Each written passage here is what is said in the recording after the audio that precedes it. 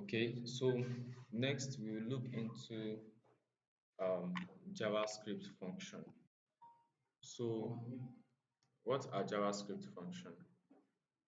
When we started this course, I made mention of an alert function.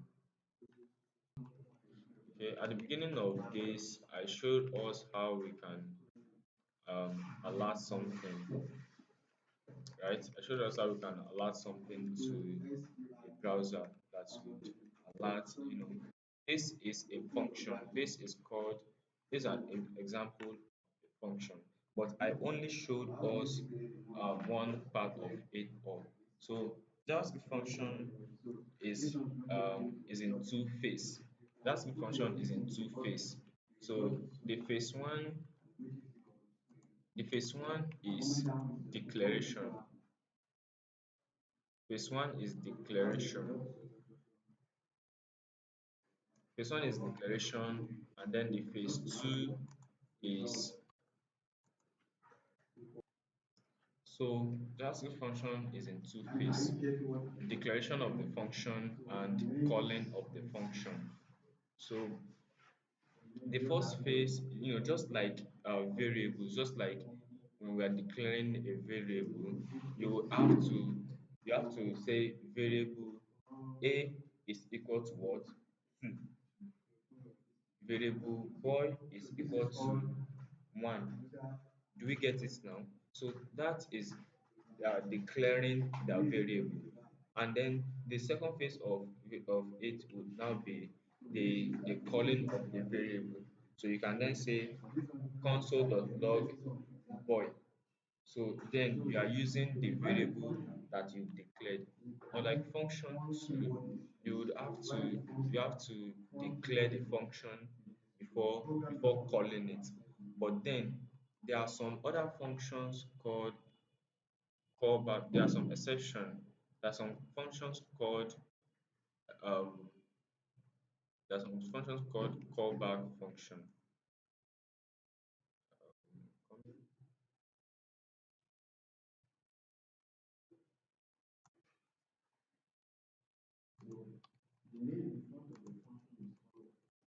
So we have a callback function. We have a function called callback function.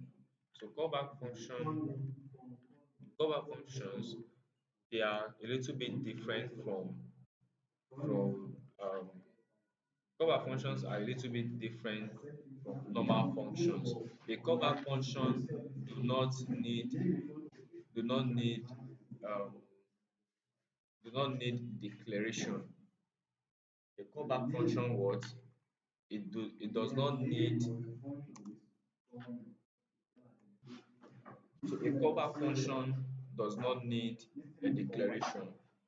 It's being called on the fly. Like when you create it, you're already calling it. So an example of a callback function. So this is a callback function.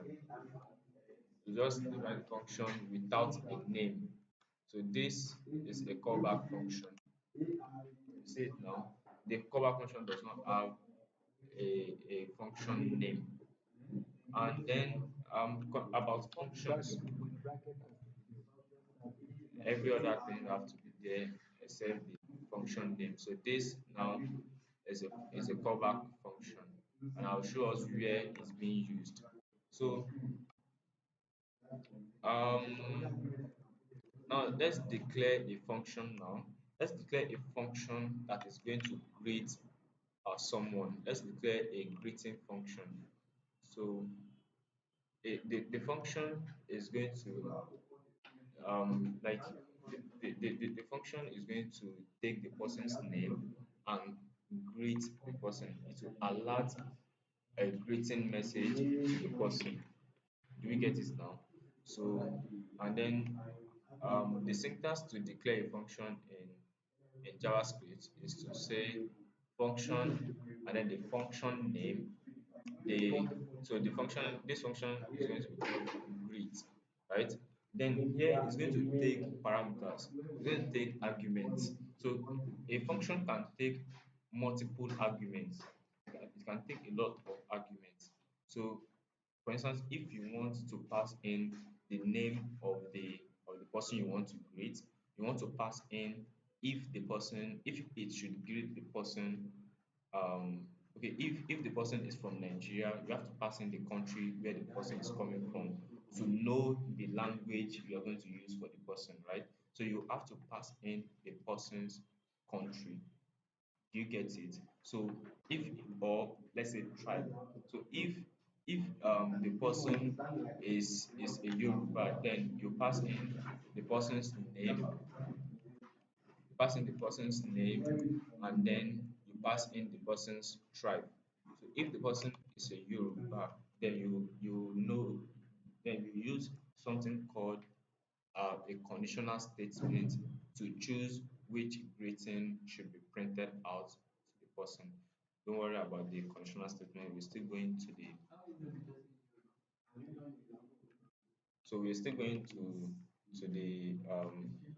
to conditional statement.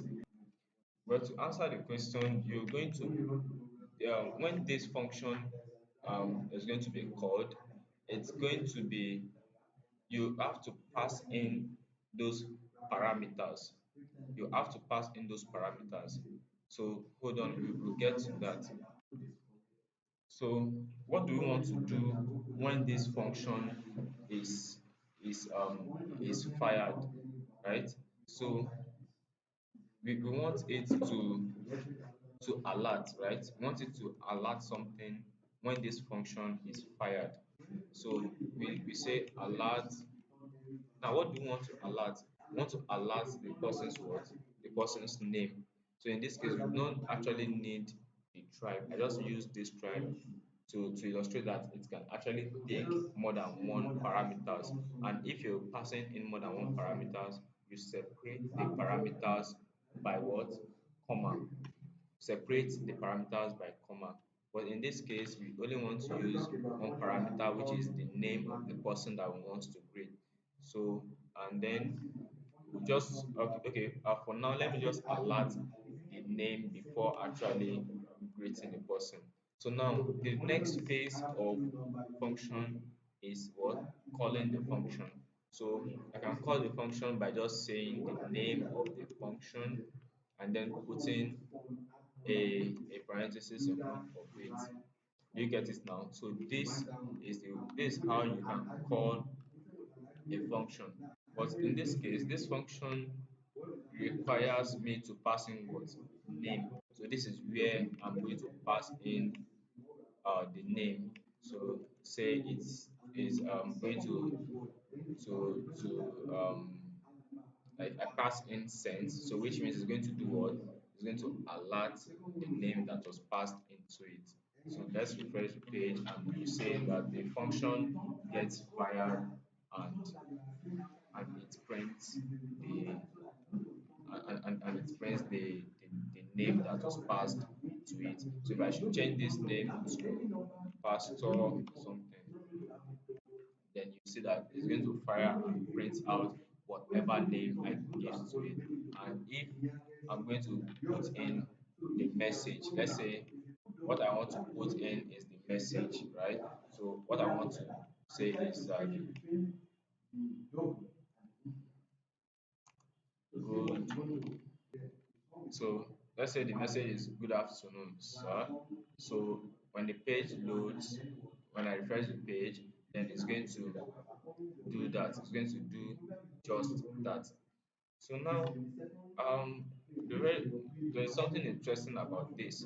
This function can actually be called in our in our um, in the HTML. Scripts can be run or functions can be called from our HTML. So if you should add like a button, you should add like a button here now.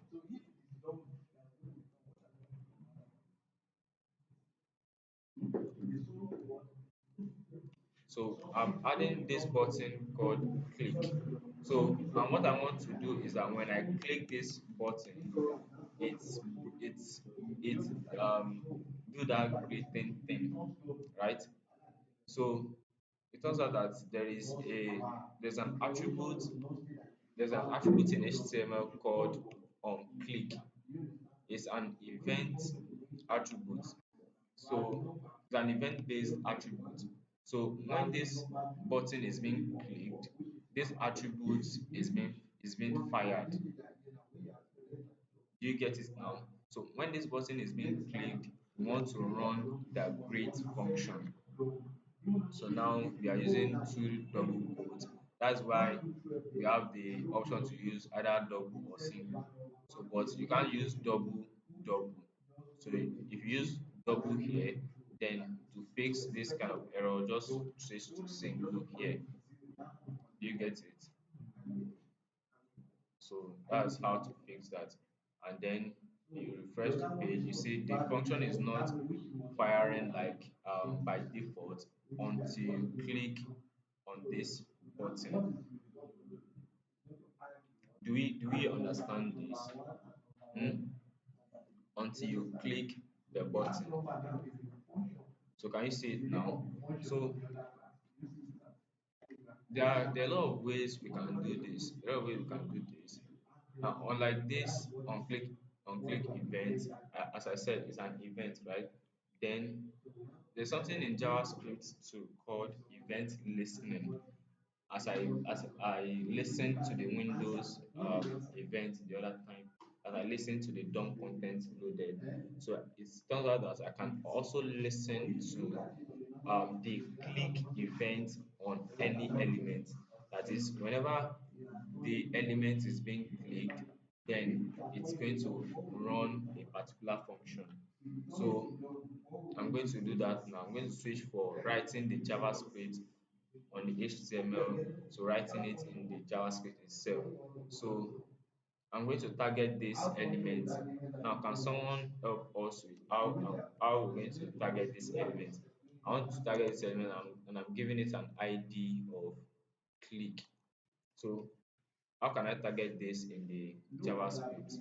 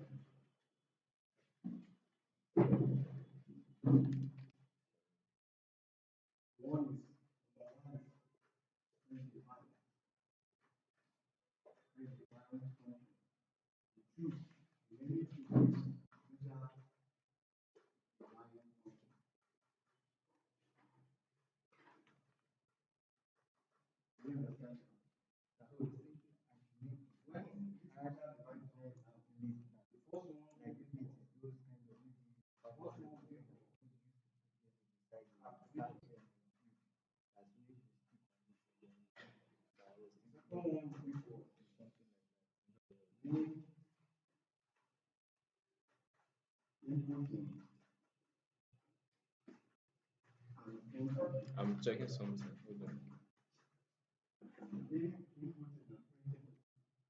Okay. The what happened is that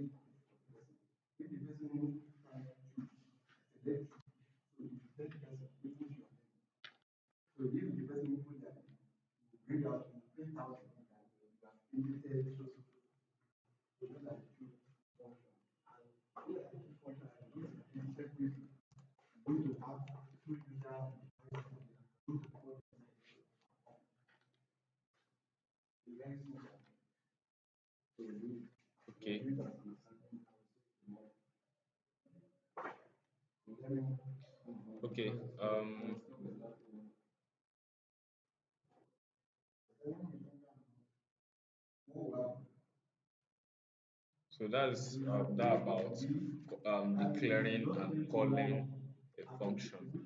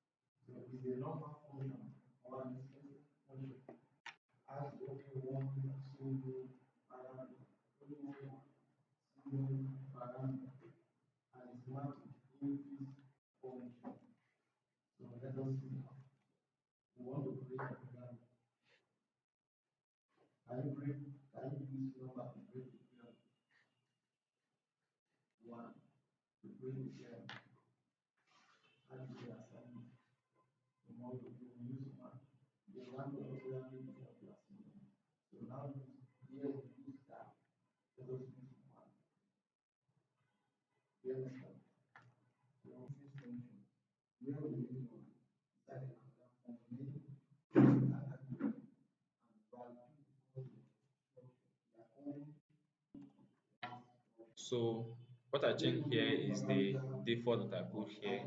So default happens to be a default happens to be one of the special keywords in JavaScript. So you can't use any special keyword as a variable name. All right. So now we get the element default, and what we want to get from that is the text what the text content.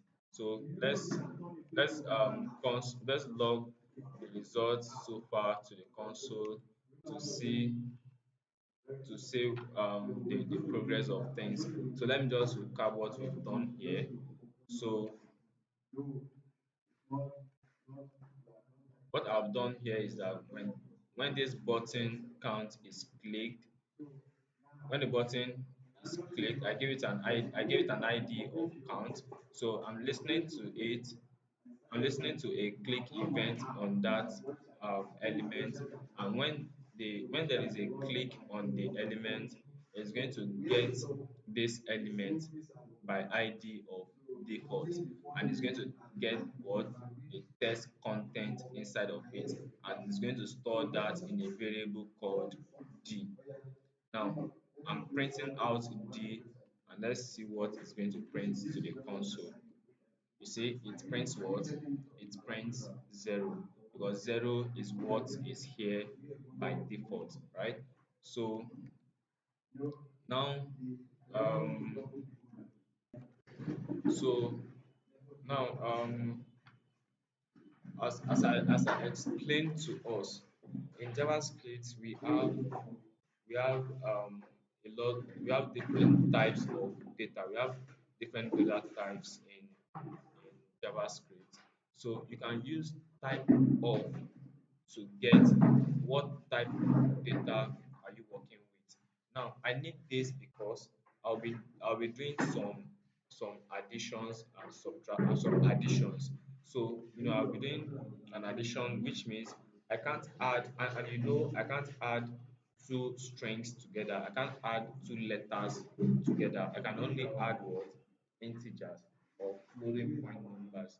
So I want to know what type of data is being returned, what type of data am I working with. So using the type of, you can get what type of data you're working with. You see, it prints what? Strings. It prints string, meaning that the element is what? Is a string. Though it's zero, right? It's actually zero. but then the zero is a string. I've already mentioned that if you should enclose your what's it called? If you should enclose your integer within a quote, it turns what? It turns a string. So now, but what we need is not a string, because we're going to be doing addition, right? So we can do something like this. We can turn it into an integer. We can turn it into an integer. So you can do something, you can change this string. You can change it from being a string to to a number. It was a string before. It was a number though, but due to the way it's the format is being returned to us is in a string. So, but what we need to work with is what? A number. So we can use something in JavaScript called parseInt. So parseInt is going to turn it into an integer, and then now let's check the type of data we are now working with after being passed as integer. So as you can see, it has changed it from being a string to being a number. So this number now can be added. So something can be added to this number. So this number now I can say the zero. I can then add 2 to 0 to give us what? 2. Now let's imagine that the we left the data as a string, so it's just going to print 02. And if the initial value was changed to like 1 or something, so instead of it to calculate, to add 2 to this one to print 3, it's just going to print 1 2. So that's why we needed to change it to to that's why we needed to change it to an integer by passing it as an integer before adding numbers to it. So now we've already have the idea of what we want to do, right? What we want to be doing is that we'll add 1 to this number every time the function runs. Every time this function is fired, we are adding 1 to it. Like the very first time when you click on this, it's going to add 1 to 0, and 1 plus 0 plus 1 is going to what? 1. So it prints the result, it adds it to this, it adds 1 to this, and the result here is going to change to what? 1. You click it again, the result changes to what? 2. So how are we going to do that? So it turns out that we can modify our HTML from our JavaScript. So I'm going to target the element. Okay, we've targeted it before, and we called, okay, let me call it initial. Let me call it initial. So the variable d is now going to be initial dot. The variable d is going to be initial dot text content. So the initial is the actual element, while the d is the text content. Do we get it now? So we can do something like this too. Do you understand what I'm doing here? So the reason why I'm doing this, okay, we do not need this actually.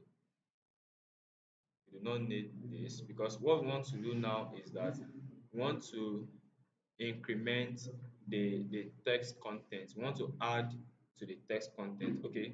So the reason why I'm doing this is so that we can still reuse this initial value. So now um so what we'll now do is to say initial is equal to, see, we are now assigning number to it. in JavaScript, we use the equal to sign to assign something to the left hand side. So now what I'm saying is I'm adding one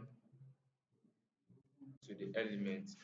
You see, so I'm saying I'm going to target the text content dot text content.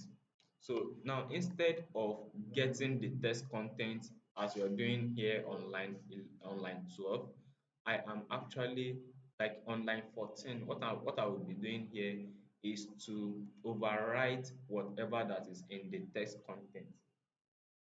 Like if I should put all this string here now, so what would happen is that it's going to overwrite whatever that is there on the code with this, I mean whatever that is there on the HTML with which is 0 for now, is going to overwrite it with this string. Let's say hello. It's going to overwrite it with this hello string. Now let's preview this. Can we see that now? So it overrides the text content. So instead of this, what we want to do here is to print the result of this addition there. Do we get it now? So print the result, but we are not adding two to it. What are we adding? We are adding one. We are incrementing it by one. So it depends on what you want to do. In some cases, you might want to be adding two to it. If you are to increment by by the interval of two, you know, probably you are calculating something like the Fibonacci sequence or something like that. So you'll be incrementing by a particular interval. Okay, so that's what we're going to do now. Whenever we click on count, it it it adds, it takes the previous value of the element and adds one to it. Do we get it now? So when click count, it takes the previous value, which is 0, it adds one to it. If we should click it again, what will happen? It will take this number that is here now. What is the number here? 1. And what will it do to it? It will add another one to it and then print it to the um to the document, right? It will override the text content to now become what? 2. Now you should have asked that, okay, now that we are passing it as an integer, what if it's already an integer? It will still work. You can still pass an integer to be to integer. Nothing is going to change. Do you get it? Nothing is going to change. It's already an integer. Then it's going to still show as an integer. Do we get it now?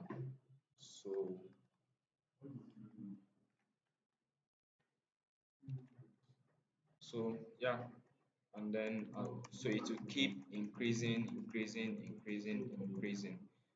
So I guess we should okay. That's that about the count function. That's about the count function.